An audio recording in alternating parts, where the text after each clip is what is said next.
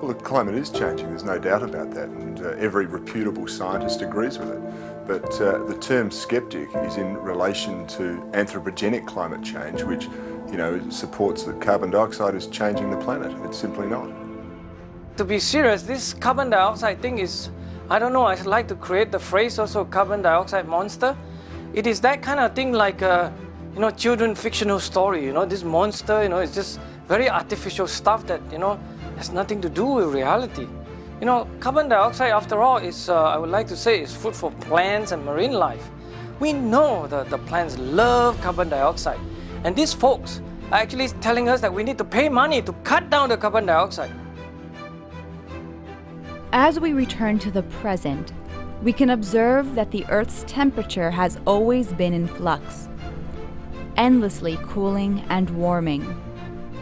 It is only recently, however, that carbon dioxide has been heralded as the monster who will incinerate the planet if left unregulated. When relying on the science of international bodies to prove global warming exists, the problem then becomes what to do about it. And regulatory political groups are seemingly all too happy to show you what they think you should do about it. As the boy cried wolf for the second time, the shepherds around him started to chime. A wolf, we've seen it too. With their hands in your pockets, each claimed, I know what to do.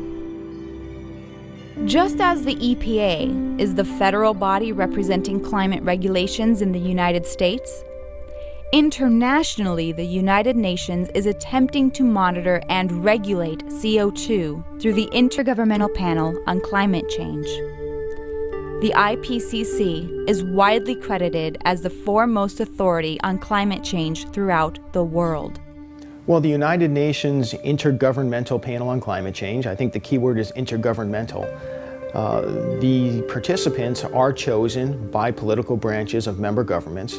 Most of the participants are scientists, many are not.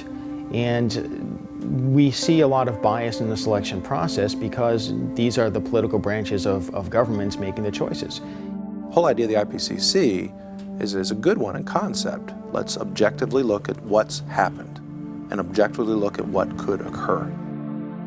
The problem, however, is that their mandate stated that there was something like a man-made global warming problem.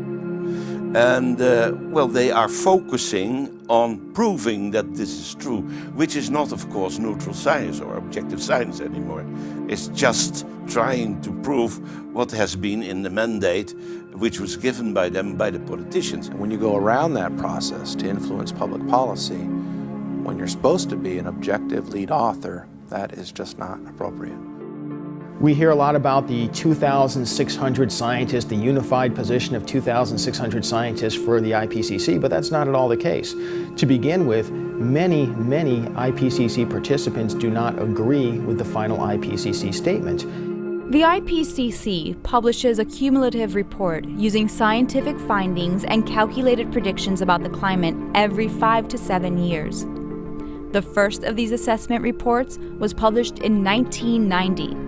The most recent, being the fourth, was published in 2007. The point is, I was an expert reviewer of the fourth assessment report of the IPCC, and I have some experience in communicating with the IPCC. A couple of weeks ago, we had a public hearing of the Standing Committee, Environmental Committee of the lower house of the Netherlands Parliament.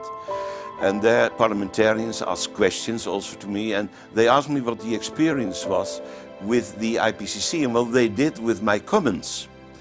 And I said, well, as a matter of fact, I don't know what they did with my comments, because I had a feeling that they were just disappearing in a great black hole.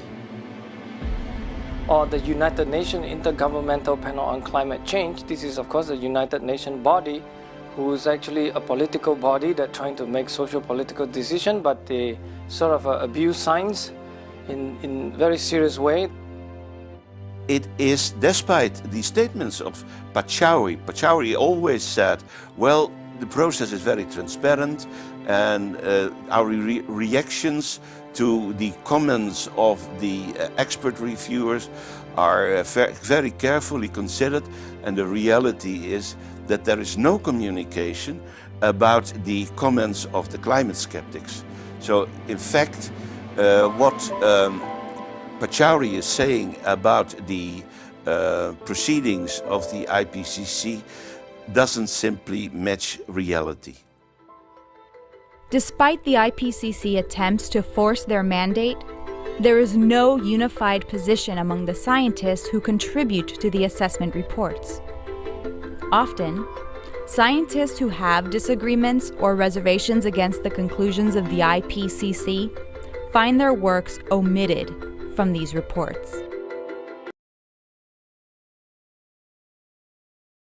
That is to say that we are actually pursuing a policy which is very costly, which costs a couple of percentage points of our GDP every year, that we are pursuing a policy which, according to the calculations of the proponents of man-made global warming, will have no detectable effect even in 40 years' time. This is, of course, well, Alice in Wonderland.